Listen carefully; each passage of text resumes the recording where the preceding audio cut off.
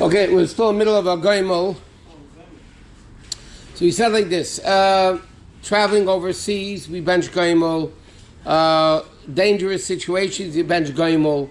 For instance, the poskim right, it's not only, God forbid, if you're in these dangerous situations.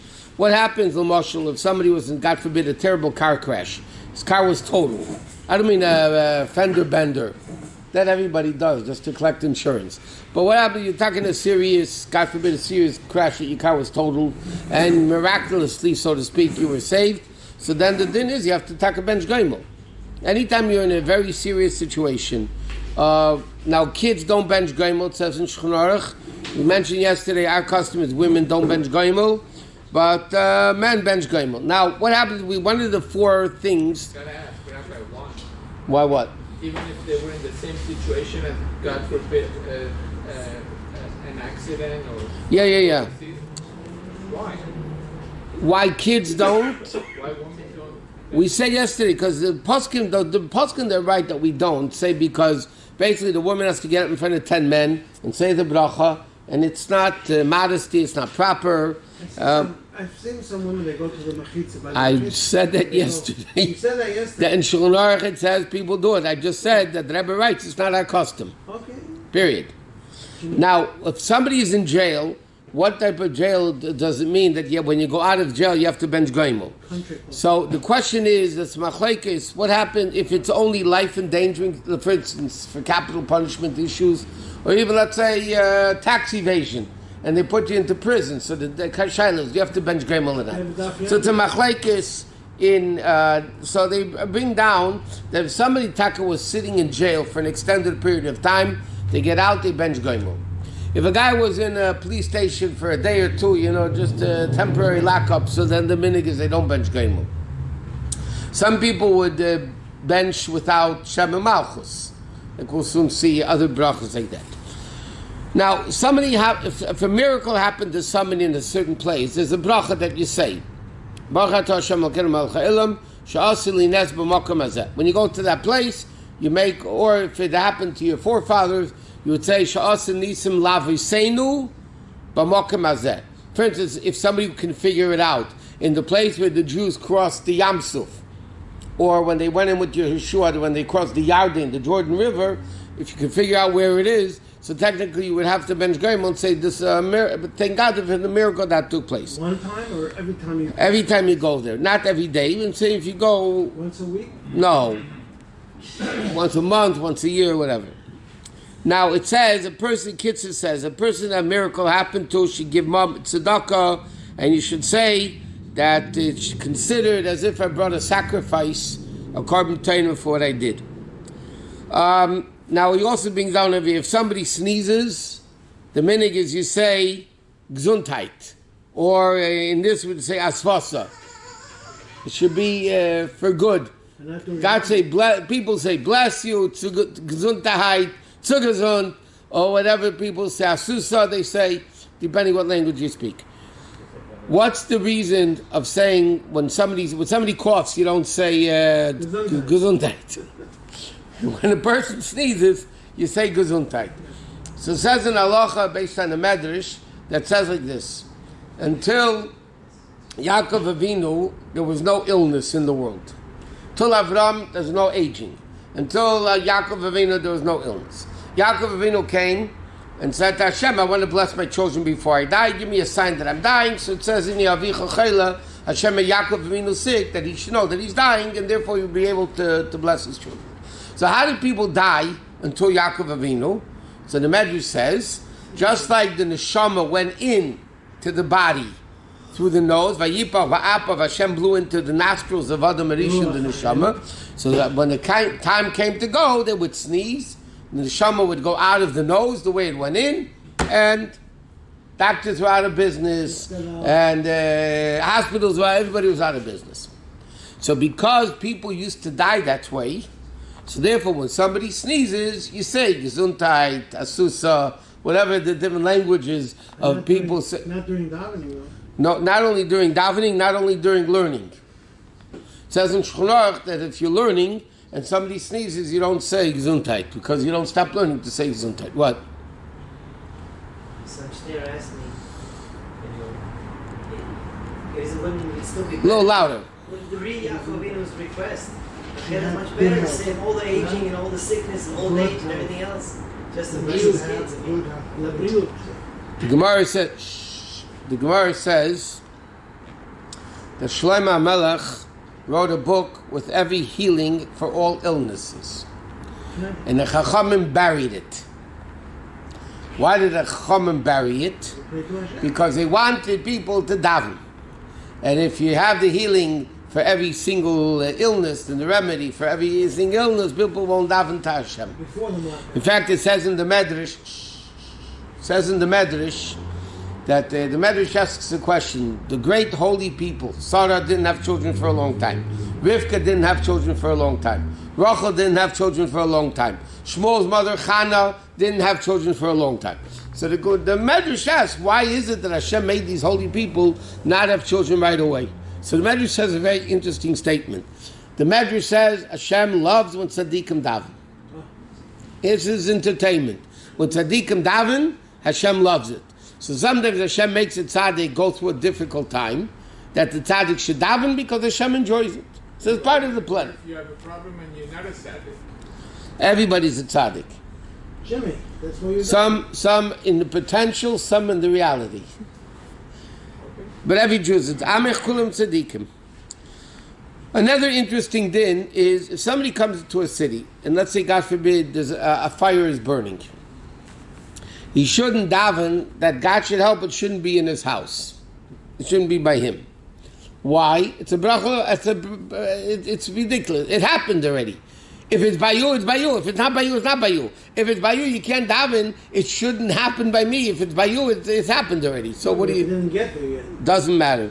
Or after 40 days of conception, a guy davens to Hashem, I daven that it should be a boy. That's something else. Or it should be a girl. That's also a wasted tefillah, because after 40 days, it is what it is. It's either a boy or a girl. You're not going to change it. The only one that we know historically changed, there was supposed to be a boy, and it ended to be a girl, was Yaakov Avinu. Dina was supposed to be a good boy, and Yaakov Avinu said, Yaakov Avinu said, then Rachel will even have less kids than the maidservants, so they davened, and Dina, when it was supposed to be a boy, became a girl. But like this, a boy after 40 days, if you're a boy, you're a boy. If you're a girl, you're a girl. And that's it. So somebody to daven before 40 days, before it's formed already, you can daven whatever you want. There should be a boy, a girl, it should be twins, triplets, fours, whatever. No, Rabbi, in a fire, if there's a village... So it says 1 minute. So it says in Kitzur, what should you daven after 40 days? That the kid should be healthy. And... but Rabbi, as far as the fire goes, if it's not fire yet, if it didn't, it just started, let's say, in a certain area... What did I just say? If there's a fire burning in a building, what? Moshe Rabbeinu prayed 515 tefillot. When he prayed one more, God stopped him. Because God didn't want him to go into Eretz Yisrael. Hashem. It doesn't matter what is the reason. Hashem didn't want him to go into Eretz Yisrael. You were the rabbi. No. So what do you answer me? They want. Okay, so it says, because if Moshe Rabbeinu would have gone into Eretz Yisrael, it would have been worse for the Jews. Why? So there's a verse from the Vilna Gaon, and other people say it. If Moshe Rabbeinu, whatever Moshe Rabbeinu made, was never destroyed. Ma'isi de Moshe Nitzchim. Whatever Moshe Rabbeinu made was eternal. If Moshe Rabbeinu would have taken the Jews into Eretz Yisrael, Moshe Rabbeinu would have built a Beis Hamikdash. Then when the Jews sinned, years later, because Moshe Rabbeinu would have built a Beis Hamikdash, Hashem wouldn't have been able to destroy it. Then he would have to destroy the Jews. Like this, Hashem was able to destroy the building. Like it says, Kila Chamatzi Aleitzim Va'avonim, Hashem let out his anger at the building rather than the Jews. So if Moshe Rabbeinu would have gone into Eretz Yisrael, the Jews would have had a problem. What? What are we saying when we bench Gomer? We're thanking God for... What we're saying, God, it's a whole mimer from the Friedrich Rebbe about this, when he said the first Yud Beis Tammuz, when he was released from prison in 1927, one of the first mimer the Friedrich Rebbe said was this Brach Baruch HaGoyim Al Chayim Tavis, which is interesting, because the brach of a miracle, we said, if you go to a place where a miracle happens, what is the bracha? Baruch atah Hashem Elokeinu melech haolam, she'asa li nes b'makom hazeh. That he made a miracle for me in this place. What does Goimel say? Goimel is very different. The bracha of Agoma means God who granted l'chayovim to people that are really guilty, teves, good. That means God granted, where are we thinking God in Goimel? HaGoimel, that you granted l'chayovim to people that are guilty, meaning they don't deserve it, yet he gave them teves, goodness, shegmalani tev, that you granted me good. But there's a whole question. Why does he say that? Why over here we should just say tevis, like they say that you did a miracle. We should say you granted me good. Anytime a person is in a dangerous situation, the Satan is very powerful. The Satan is very powerful. One of the reasons it says in Rashi brings it up, but in Chumash, where Yaakov Avinu didn't want to send Binyamin down to Egypt originally, until they were threatened. He said, because Satan mekatreg b'shas sakana, the Satan starts up at the time of danger, and all journeys are dangerous, especially old days with robbers and animals and all that stuff. So therefore, it was a dangerous situation. When a person is in a dangerous situation, the Satan has a very strong holding there. When a person lives through a danger, and he gets out of it, so we're thanking God for saving me from this danger. That's what Goimel is all about. Okay, so what determination of danger, it depends on the person. A person may be thinking of going to a car is a dangerous situation. The other person thinks is not that. So Well, therefore you have halacha that decides, essentially, what is the definition and the criteria for a place of danger. Okay? The truth is, in fact, somebody this morning in Shul Bench Goimel, by the real minion, not the fake minion, No, by the 7:30 minion, we wake up the dawn. somebody, he's long in bed then. Somebody Bench Goimel. So he said, what happened? He said, I flew to San Francisco. He flew to San Francisco. Not with wings, he took a plane, was in San Francisco for a day. Yeah. Hello? It's a dangerous place. So Depends on where you're at. he asked me, you don't bench goyim? So I told him, in halacha, in contemporary tshuvas, many poskim hold, every time you go on a plane, no matter where you go, you would have to bench goyim. Because every plane is, God forbid, who knows what can happen on a plane. Our custom, like we said, is only overseas and things that are not a very common flight. So then you bench goyim. But like I said, even LA, New York, even though you go over a desert and all that, but the Rebbe said because it's such a common thing to do, so we don't bench goyim because it's not considered a dangerous situation today. But the truth of the matter is, between me and you, there are more car accidents, more people die in car accidents than in plane accidents. The only thing is, a plane is a lot of people one time, so it's a big thing, right? But who knows how many more times people die, God forbid, in car accidents than they do. So you're going to tell me a car is a dangerous tool, right? A dangerous place.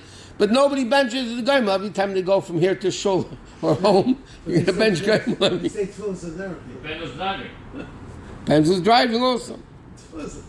Yeah, I'm here. Tefillah therapy. No, it depends for the case of danger.